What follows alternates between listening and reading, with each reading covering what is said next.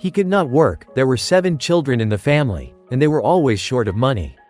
Then, Zorya started coming home empty. Valentina, that's what the cow's owner was called, started to find out what was going on. Everything was fine with the other cows. She started to attack Timoka and accuse him of stealing her milk. Valentina argued for a long time until Timoka's mother brought a certificate that he was allergic to milk. So it turned out that Timoka didn't even need Valentina's milk for free. The local police officer couldn't help her either. Valentina had to figure it out herself. First, she decided not to let the cow out to pasture and keep her at home. Zorya mooed for half a day with all her might.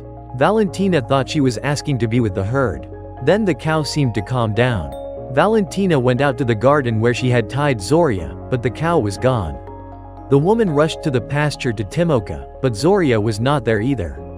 Valentina rushed back to the police officer, shouting that Timoka, the damned scoundrel, had stolen her cow. But then Valentina's son came to the station and said that Zorya had returned home. Valentina had no choice but to throw up her hands in confusion and run home. The next day, it all repeated. Zorya ran away again, and in the evening she returned home empty.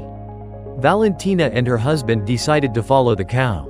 They entrusted this task to their son, Aleska. He was quiet and inconspicuous, but a very agile young man. Therefore, he would be able to easily find out where their cow ran away to every day. In the evening, Aleska returned home with Zorya, and the boy had 2 kittens in his pocket. But the kittens were not ordinary. They were lynx kittens. Zorya found them in the forest, and obeying her maternal instinct, she began to feed them. The little lynx were already grown up, they drank a lot of milk. As Aleska said, Zorya fed them 3 times a day. That's why she came home empty. The father praised his son, saying that he did everything right. The family, of course, kept the lynx, although Valentina grumbled for a long time. But that was just for show. Her heart was kind, and in the fall, the grown-up lynx went into the forest. Winter flew by. In the spring, Timoka started driving the cows to pasture again. Valentina apologized to him. Timoka was a kind guy and not vindictive, and Zorya returned to the herd. But her adventures didn't end there. Although Zorya didn't run away anymore, Timoka still kept an eye on her so as not to have any more trouble with Valentina. And one day Timoka noticed that Zorya was standing on the edge of the field and looking suspiciously into the forest. And then the guy didn't even have time to recover when he saw the cow running across the field, and 2 wolves chasing her. Since Timoka had been afraid of wolves since childhood, he could not move from fear. The wolves were getting closer and closer to the cow. And the cow was Valentina's. The animals were ready to pounce on the cow. But right in front of them, 2 lynx literally emerged from the ground. They, releasing their claws, beat the wolves with their paws as hard as they could. The wolves, cowardly tucking their tails, ran back into the forest.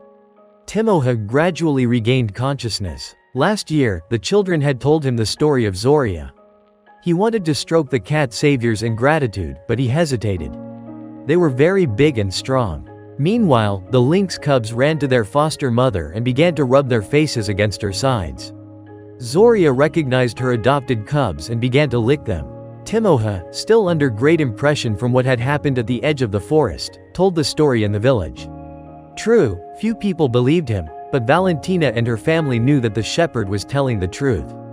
This is an amazing story about orphaned lynx cubs and their foster mother, the cow Zorya. Animals, unlike people, never forget kindness. They always help those in need.